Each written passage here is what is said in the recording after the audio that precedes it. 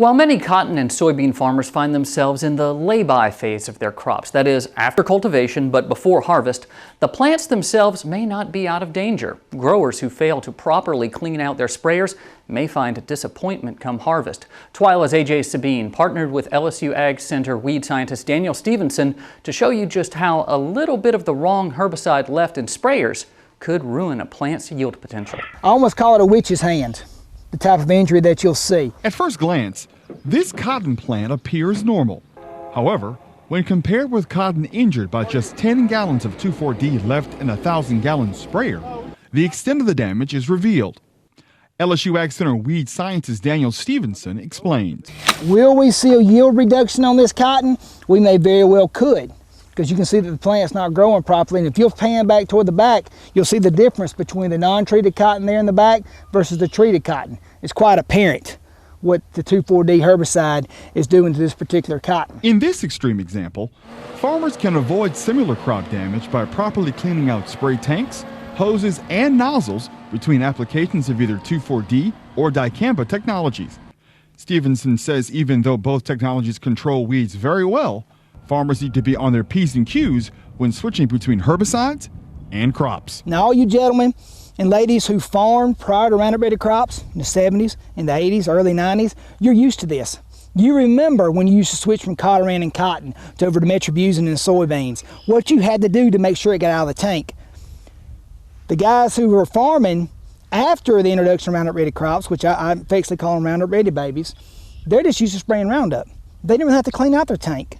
If you use this kind of technology, if you don't, you will hurt yourself. Here, in these tank clean-out research plots of Roundup Ready soybeans, Stevenson applied only 0.5% of dicamba.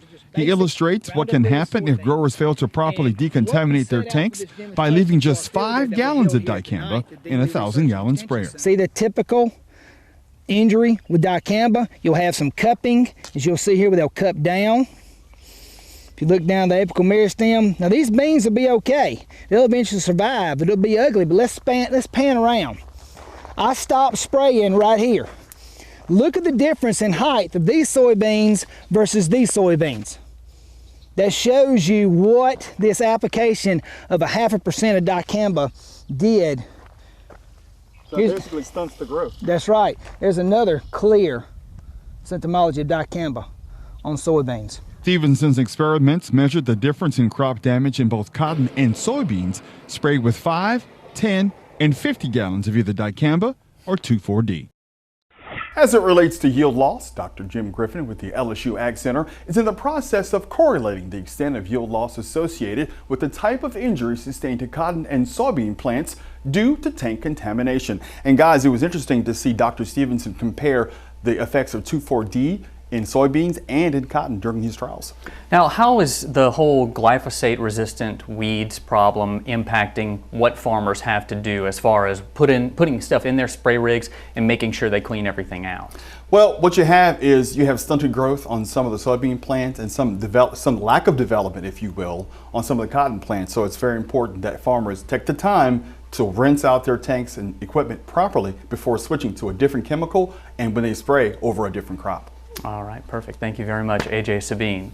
Well, still to come on TWILA, we head out for a picnic with Taylor Fry in this week's Ag Minute. But first, why are all these folks flocking around figs? We'll tell you why right after the break. Stay with us.